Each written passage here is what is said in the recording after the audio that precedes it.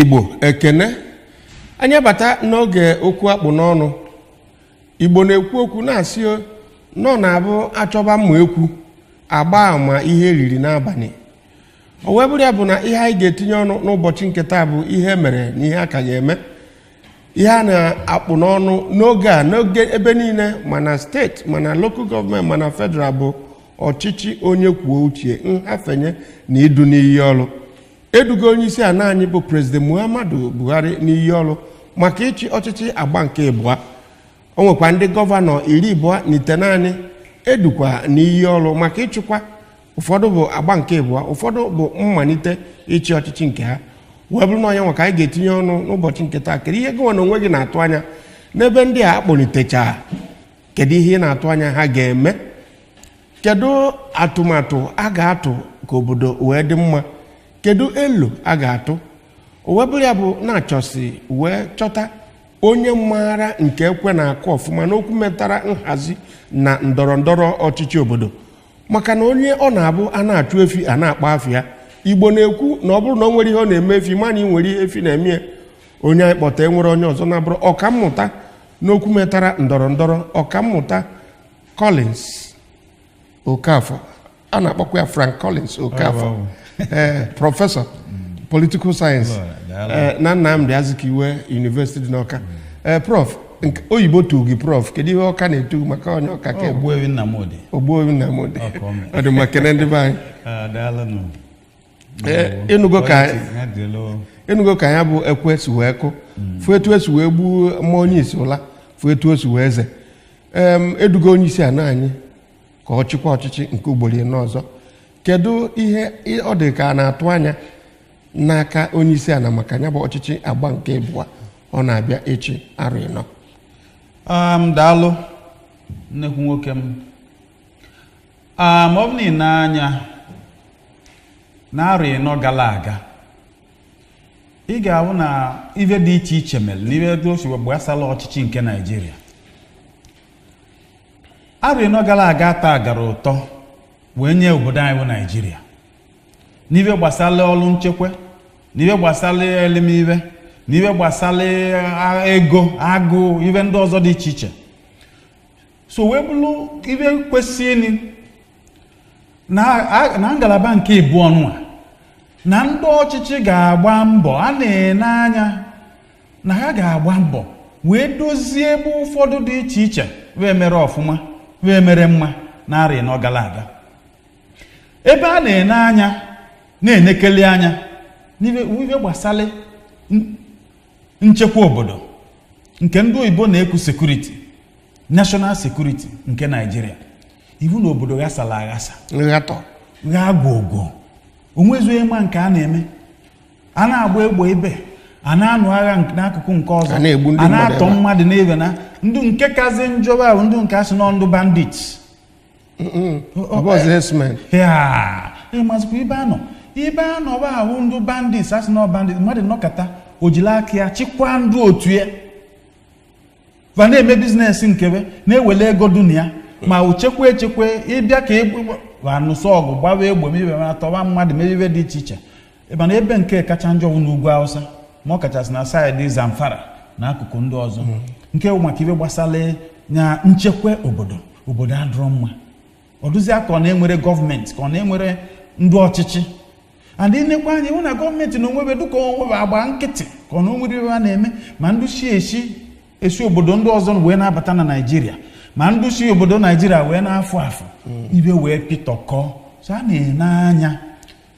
na ndị ọchịchị nke APC ndị nke edu n'iru ọrụ n'iyi ọrụ na ba ga-agba mbọ n'ebe anya n'ibe gbasara nchekwa obodo emeghị ihe ute ele ibe si aga ịma na nsogbu ga-adụ imekwa na ele sizi baba sizi eme hụ na ibi ndị ndụ amị na onwebe na-agbazi ọsọ ije n'ugwu omego m n'anya isi Kaduna chọọ ijeba tren ka ị bịa Abuja ilu iwu ndị amị ichele amị uniform ka ebe na-achọ na tren ọsọ ka na-agba iwu jeneral apalia gburugburu bịa na tren etinye ndị na-echi anabazi ọba jeneral na-agbalị ndị ibe n'ọsọ kidnappers ajụjụ dụkwara ya mana ya doba n'ọwụ ịghọtago nke ọzọ a na-ene anya bụ ihe gbasara ekọnọmi Naijiria ọ magokwe na-awọ n'ala ịma problem anyị nwere nsogbu anyị nwere na Naijiria bụ na ya nara agwa onwe anyị eziokwu ihe gbasara ndọrọ ndọrọ ọchịchị bịa na-emebila anyị obodo ebe a na-ekwu partisan politics maka na nọ na pati nke ịghọtago pati m na-emegodo iwe dị njọ mmadụ ekwete na ọ na-eme iwe dị njọ ọ bụrụ ele ndị ọcha ji eme ya onye ọcha nwere ike iwe demokrat mana mgbe pati ya nọ n'ọchịchị emetere mma ọ ga-afụtakwuo onwe iwe a na-ekwu atụba alụ chọbela agha echi wee mee ka ọ dị mma mana nke be anyị bụ na onye mee ọ na-edochi pati ya na-ekpuchi pati ya mgbe iwe niile na-ekpugodi n'ala onye bụ ebe anyị nọ so ekọnọmi anyị ọ bụrụ na ọ mago abụọ n'ala a ga-agbakwa mbọ wee na-enye anya so e nwere olileanya na a ga-agba mbọ wofute policies na usoro ga-enye aka ka iwe wee gaba mma ka ndị ọcha bịa tinyere ego na be anyị ọ bụ na iwe ọchị iwu na ndụ nke etiebu ga-etie n'ikpeazụ bụ ndụ ka na-alụ ọrụ especially na communication industry like MTN ndị ọzọ niile duto na ego na-abata kwa ụbọchị per second so vaghara jos funwuo like that o nwere ibe balụzu mana ị na-iwu na ndị ọrụ anara abịa maka sekuriti adụrụ sekuriti adụrụ tielu okwu onye isi ala kwuru mgbe ahụ onye nyere nsogbu anọ m na jem Amerịka ka ọ bachalụ n'ọkwa na 2015 so anọ m na Amerịka so iwu ụfọdụ na-ajụ anyị bụ even ndị Naijiria na-atụ egwu mgbe prezidenti ji wee fụta wee gwa ụwa niile n'obodo adịrọ mma abịakwa na nri na-abịa na so onye ọbụla were ego o ji wee jisi ka ọ wọchị ahụ ka ya ka o ji dukwuo mma na onye isi ala enwere iwe okwu ụbọchị asụ omekọ ịmago obodo so ka akwado so that ọ ga-ekwu okwu dị mma kwuo okwu ga-agba ndụ mmadụ ume ka ha wee nwee ike wee bịa na invest keke maka infrastructure idozi ezi ma ọkụ ma ọ dị ihe ndị eji enyere ndụ aka ọba niile wuo okwu anwụ ịghọtago o nwere mmemme duele anyị nwe mgbe anyị melie ewee sị ka ajụkana n'ime arọ na-anọ gara aga gido uwe akpụ iwe abasị na gọọmenti mere market gọọmenti nọ n'etiti iwe ewu nsogbu wee dụ onye nke si na ba meli railway onye nke si na ba meli bena nke ekwuolo agbagbo ọnya for instance ya bụ ibe gbasara railway ọ bụrụ ọnụ gọọmenti nke ebe a woftelie ọ Jonathan woftelie asị na second Niger bridge ọ bụrụ gọọmenti ebe a woftelie even to the extent na ọ mgbe anyị na-emezi nnyocha ka chọfụta na even gọọmenti nke gboo akwụyago ụgwọ 10 billion na the job second Niger bridge and ebe alụgolo alụ aka eluro 10 billion which means maybe na ndụ nke ebe a aka enwekwu dị elibe batie mana ba amago ebe a gede iwe gọọmenti wofute n'onwebe wee bido n'onwebe wee mechie ọ bịara arụ nchọta corruption kwana ha si na ha fight go corruption emeke ọgụ na-ajụzi n'elu corruption nke na corruption na-achụzikwanụ ka ọ chụfu anyị na be anyị maka ị na-anya mgbe gọọmenti bata gọọmenti si na o kwuru ibe ka ewetuo onye n'ibe na-atọ ịghọtago nke izi bụ abasị na job creation nke ọzọ bụ anti-corruption because of security and infrastructural whatever so ịbịa n'anya na nyawo corruption iwu na a na-achụ ya mana ọkawọ ibe a na-ajụ a na-arọla ụmụ chi ọzọ were ndị ọzọ gbuo echi for instance ọ bụ na ịbụ onye pati nke ndọrọndọrọ nke enwere ike arafu onwere ikote na nke ịgba uge na nke ọzọ arafu so ndị mmadụ abụchara ya ka iwedo so a na-atụ anya na next level dịka ele gọọmenti si wee na a ga-agbado ọkpa n'ihe iwu kwu gbasara ibe corruption ahụ nya mpụ dị n'obodo ọdụkọ nwe ndị ministers enwere ike iji ma ndị gọvanọs a na-apụ apụ enwere ike iji si abịa kenen kunu kọwa kunu si mee EFCC ọkwa n'uche nke m ka ordinary citizen bakakwa nkụ mana ịghọtago ibe na-eme n'obodo ọ dipendịlị ibe onye belong otu onye so mana o kwesịrị na ịbụ otu onye so ka e wee fight ya fụna na fight ọfụma o kwesịrị ka ejekere na appointment na oge gara aga oge esughachara Buhari in o were some months up to 6 months tupu ọ kpọnite ndị kabinet ya ọ dị ka asị ikwuo kedu mgbe kwesịrị ka ọ kpọnite ndị kabinet ndị ministers ya na-ekwesị iji lụọ ọrụ kịta isi ịma na obodo ọnụnwa enwego mgbe m kwuru okwu gbasara ya si na-enye ọchịchị obodo Naijiria too onye kwadola onwe ya akwado ịchị ọchịchị onye kwadola onwe ya akwado ịchị ọchịchị na-akwado ebe niile ọ ga-eme n'oge tụfunye bụ ọchịchị ọ bụ na ị na-anya ịbụ na o mewego ka ya enwere ụdị nsogbu anwa enwe nya apọịntịghị ndị ya na ya ga-achị ọchịchị n'oge apọịntịchala ya mechie swearing mechiwe niile ebe izi o je wụ ọrafụ Naijiria joweli Saudi Arabia echezogo ibe gbasara appointment for now until ọ nata mebi ọ natakwa ewe chebekwe iwu na-enwego lakona o kwesịgo oli ka a na-asụghachi ya in because ọma in advance na ọ ga-aba o kwesịgo nwe ndị o kwesịgo inem maybe 3 days after 2 days after do we have ministers and do we have then South Africa for instance South Africa akasụ ya achala in but o na-emugo ndụ ministers n'ime ụmụ nwaanyị 50% ụmụ nwoke 50% ogbufutego ozugbo ivu onye kwadola akwado iwe gbasara ọchịchị abịa na adam appointment na nke gara aga ọpịa ka anyị wedakọta ya n'ebe ndị Igbo nọ ọ dị ka onwe etu esi wee lụ ndị Igbo aka n'anya ihe unu ya ememenu ọ dị ka ọ emekwa ụdị ha na dịka ọ na-abanye na-agba nke ịbụọ n'uche nke m ma ọnwụ kwuwe Elirudu onye isi ala bọchị anwa na-asụ ya anya in ọ dịkwa m ka iwu ọ na-ewu ya ibe o jidu m ka iwu ọ na-ewu ya bụ na ọ dụrọ m ka obu ọdụchi ya mma na ndụ ya na alụbụla ọlụ n'ọdụ ka ụfọdụ ọ na-efilu na ụfọdụ feelu ya asị kwuo n'uche gị ọwụ mmụ kwuo ọ ga-asọpraịz ndị mmadụ na nke so o nwee ike like ma ndị Igbo nwa maka ekwuwe gị ma balance ma federal character yatago maka ọchịchị onye kwuo uche ekwuro na onye win ya pati win ewele so ndụ pati ahụ ma ndụ tụgharịrị wee nye ọkwa constitution is very clear on that on federal character whether ma be vote ruo ma na be vote iri ga-emedebe bụ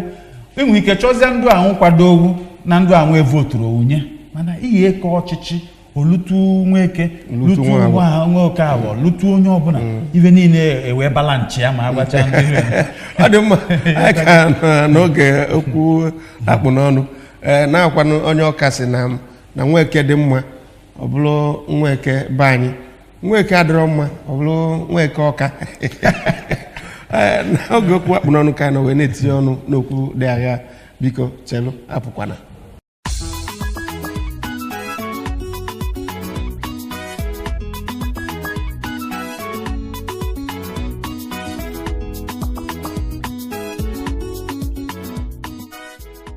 ọ dị mma anyị na-ekene gị maka ịnachiete na solo anyị n'oge okwu akpụ n'ọnụ anyị ga-ajụ wee na-adọwa okwu agba na-etinye okwu ọnụ n'ihe metụtara obodo anyị bụ Naijiria onye mụ na ya nọ bụ ọkammụta Frank Collins Okafor ya bụ prọfesọ Frank Collins Okafor onye nwa bụbu head Department of Political Science ọkwa na Nnamdi Azikiwe University Professor of Political Science ikwugo maka appointment ka anyị jukene kedu ọnọdụ ndị Igbo by 2023 anyị ka na-abịakwa n'ihe ndị ọzọ ọ dị ka anyị enwe olileanya na ndị Yoruba achịgo Obasanjo na ndị Hausa achịgo Yar'Adua na President Muhammad Buhari 2023 enwe hope ndị Igbo ka ndị Igbo esi wee kwadobe maka ya bụ 2023 maka anyị nwe awụ ndụ gụlụ ndọrọ ndọrọ anyị na-ekwusi na anaghị enye mmadụ ọchịchị enye mmadụ na-agba mbọ wee nweta ọchịchị that is power is not given you must fight for power so ngwuwe ma ndị Igbo nwere olileanya na o dipendeli na agbammbọ ndị Igbo ọ bụ na ndị Igbo ekwete na ba chọrọ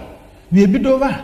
wee gbaba mbọ mewe politiks dunia wee jebe ije dunia wee ma eji aṅachi ma nke ibe niile ọ so na politiks mana ọ na unu anọlụsi biko na unu achị n'uru na ka enye unu n'olugo power is not given. And onye ji power ghara enye maka na Machiavelli si that not only a stupid person ya ejido power kwe ka ọ fụọ ya na power na-atọ vio nwere onye ji na-ala ikike ọrafịa unless ma eji na-ala anya n'ike onye ka ọchịchị onye uche ji wee do mma kama ije n'ụwa ọgụ wee nala mmadụ power enwe usoro eji anala mmadụ power wee nye onye ọzọ. So ndị be anyị eje baba ma na political parties baba na nke baba si anyị mezine politics nke be anyị ma ọ pati ọ ga-awụ ọwụ sọ be anyị ọ dịkwa mma n'igbu ụfọdụ mana si baba kwa n'ibe ndị ọzọ amalila anyị esi wee mee wee gaa mana ọkwa nke nọ na ana Igbo na-ekwu na anyị ka olutu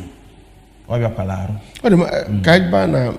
presidential system of government ya na federalism a na-ekwu ọkabụ ya bụ the best form for Nigeria maka ịna-anya na ọ na-eri ego rinne bụ presidential system anyị ya ọkabụ ya ka ọ asị gị kwuwe agha anachi ete tupu anụ agha ka abanyekwa n'anya bụ usoro ndọrọ ndọrọ tupu anụ agha. Ịma nsogbu anyị nwewu na anyị je kọpile ile ndị ọzọ si achị ọchịchị wee bịa mere like nke president. You can still define and redefine so many things mana anyị ji wele ele ebumndụ ndụ nke ọzọ wee weta wee chọọ ka anyị bụ ihe onye na ndị nke ọzọ na-ekwu bụ ndị Amerịka. Ndị Amerịka anyị chezozie na Amerịka agago for so many years yotago wee luo ebe ba nọ. You see n'uche nke m presidential system do very expensive. Ọ dị very very expensive. So ọ bụ na anyị ga-anachi ihe back to ele ọdụbụ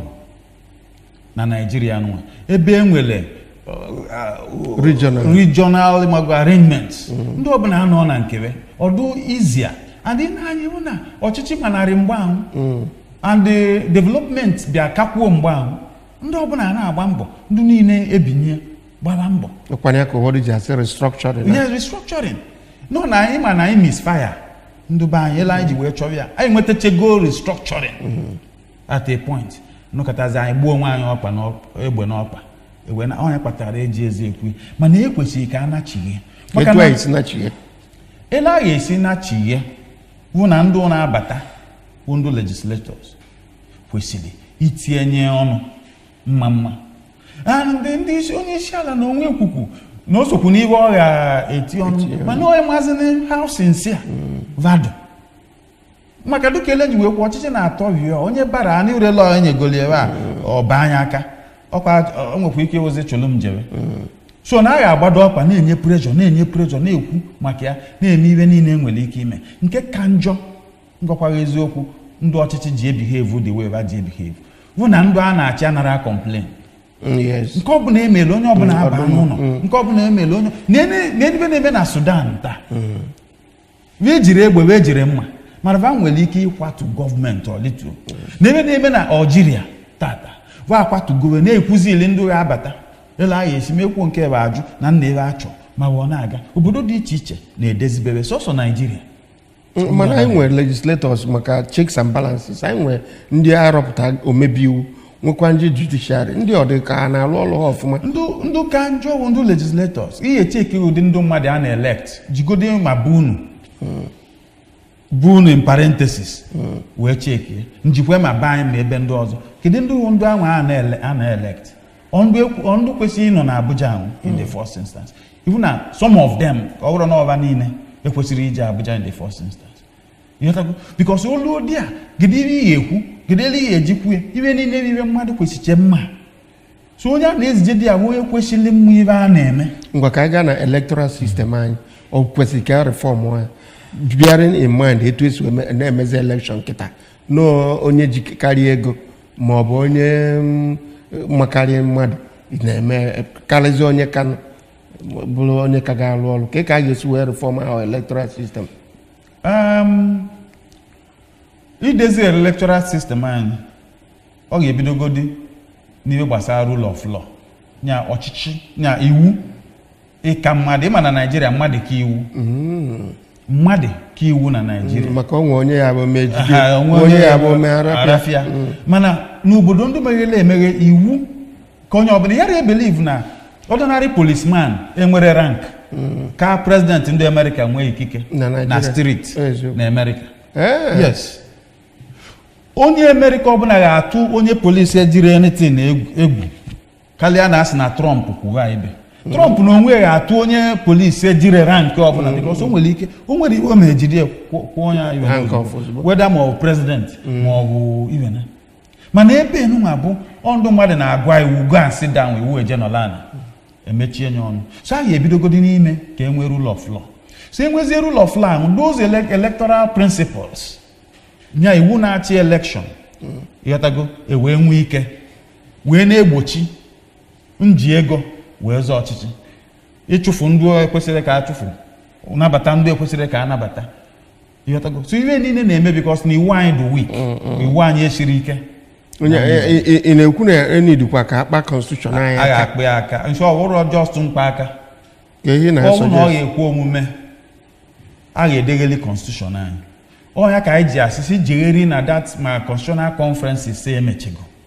ebe ahụ ka ndị Naijiria kwụrụ elu ochidoba n'obu ya na ụdị iwu vachọ kedu ibe ndị Naijiria ji agba ọsọ ijedezi iwu anyị ibe iwu na ọ nara awọkụ ọ nara awọkụla onye Hausa ọ nara awọkụla onye Yoruba ọ nara awọkụla onye Igbo still o wee baa n'ibe a na-ekwu conspiracy theory that is rooted in elite conspiracy ebe ndụ anwụọ na-abalị bụ ndụ achọrọ ka emegheri so no ndị ọda abalị bụ the masses ka ọ dị rise. Yes. Arise ị na-ekwu na ama enwebe problem ama enwe upheaval no the society. Enwe pro o depend elechi wee rise. Ndị nke ọzọ niile o nwere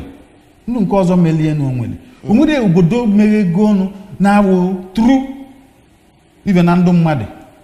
nyewele nsogbu cheke ime ma Malaysia, Indonesia, Singapore, Park came up with a determination as a result of the reaction of the people. Nsogbu ndụ mmadụ akwa ndụ mmadụ na-ebe ebe never na-eme when he came to power. Every woman n'eni ka obodo do obodo anyị kacha mma anyị na-adachi ego vanina anyị na-adachi va na-abịa na Nigeria ma ndị bịa wele akwụ lụzie ahụ the highest producer n'akụkụ ụwa niile. Even South Africa nke bọsị mụ na iso na-atụ ego anyị tụyachala ego na primary school asị anyị tụọ ogodi kọpọ anyị tụya kọpọ ewee jesi evo look at ibe South African for instance. So ndụ be anyị ka o kwesị ịnọkọta pụta kwuo okwu na-emerụ mmadụ arụ na-emeghị iwe ọbụla anyị ajụ ọ ga-enye aka nwere ibe anara eme ya. Ọ dịkwana nka ihe a niile from ihe a niile ikwu kịta ọ dịkwana nka corruption a osinie maka ọ bụrụ na anụ ọgụ nụta corruption a so anyị nwee ike ndụmọdụ bụ Buhari ka ọ gbado ụkwụ na corruption rapụ ine onye ọbụla anya n'iru because na law na-abụ abịa nwaanyị a na-abụ ọbịa ojide aka ma mara na aka ọ na-elokwu ya ilo o jide aka o nwere onye ọ na-ene ya kechie eru wee fight ya corruption. Ọ bụ ihe ị na-ekwu ọ ga-fight corruption mana ibe na-ekwu fight corruption ọ ghara enwe aga isi ma ọ bụ na ndụ mmadụ etinye aka. Nke izi bụ onye nọ na Abuja amara ibe na-eme n'Ọka for instance ndụ nọ hia ga na-ekwu na onye edukwa corrupt na-eme ọbụla mkpọtụ onye nọ na Abuja ewee nụ ya wee mekwa ihe ivugodi support na-ekwu anyị anọ na Abuja for instance mana ọ dụziala onye ahụ nọ na Abuja nke ọ bụla ị nọlụ n'ome ihe eme nye mma tụbanye mmadụ nga n'obodo ụlọ ngọ ya bakwafu mmadụ kama na ọ ya atọ ebidoro anya ndị mmadụ atụba egwu eziokwu ụlọ alụbanị maka na Saudi Arabia bụ anti-corruption onye ọbụla dị corrupt enweta ya n'ogbugbu ka a na-egbu ị na-ekwu ka ụdị lọ anụ abata na Nigeria nke ogbugbu mmadụ ga-agụkwa nọọ ịmago at least ebidogodi na nta ahụhụ ịmago ebe na ịtụlụ big man nga 1 month big man uwe si na ọ ga-eje n'ọlụ nga 1 month ụfọdụ ga-efe maka na ozulu ori ọnwụrụ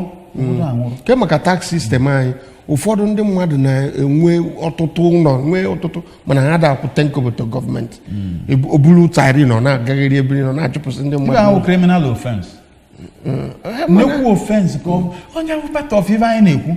yotago a lot of things do bad. Gọọmenti anyị kwesịrị ị na-enwe ego due to the number of people nọ na either private sector activities or whatever. Ndị na-okwu dị na public Ma ndị sector nọ na public na-ezu sector, ori ka alịkụzi. ma ndị ibe na tax bụ very important. Na onye kpata ndị obodo oyibo ejiri ya achị imeketa ọsọ wu president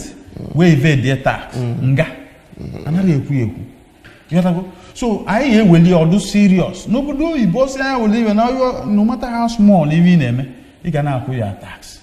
Mana ibe ebe iwu ndị na-apa million billion wanara akwụ tax. Still a na-enyewe ọkụ, a na-alụ ezi na ebe factory vado, a na-eme ibe ndị ọzọ dị iche iche. So ibe nke enyere ogbe ebe ejekwuo na ogbe si tụba mmadụ nga iwu bụ ile n'obodo emebie n'ọwụ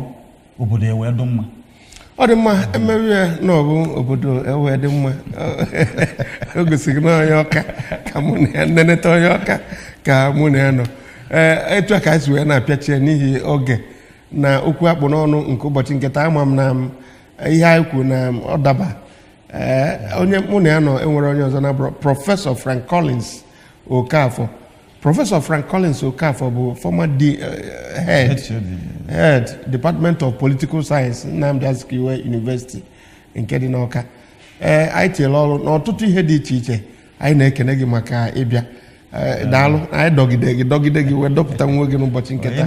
Ama m n'izu ụka na oge ọzọ anyị dọbakwa gị na anyị adọta gị maka na ịgbọrọ ihe ewu na-ata kụziere anyị ọtụtụ ihe anyị amabụrụ. Prof, anyị sị gị daalụ. Biko daalụ. Okwu na-adabụ. Daalụ. Abụ m Emeka Arinze ka ọ dị.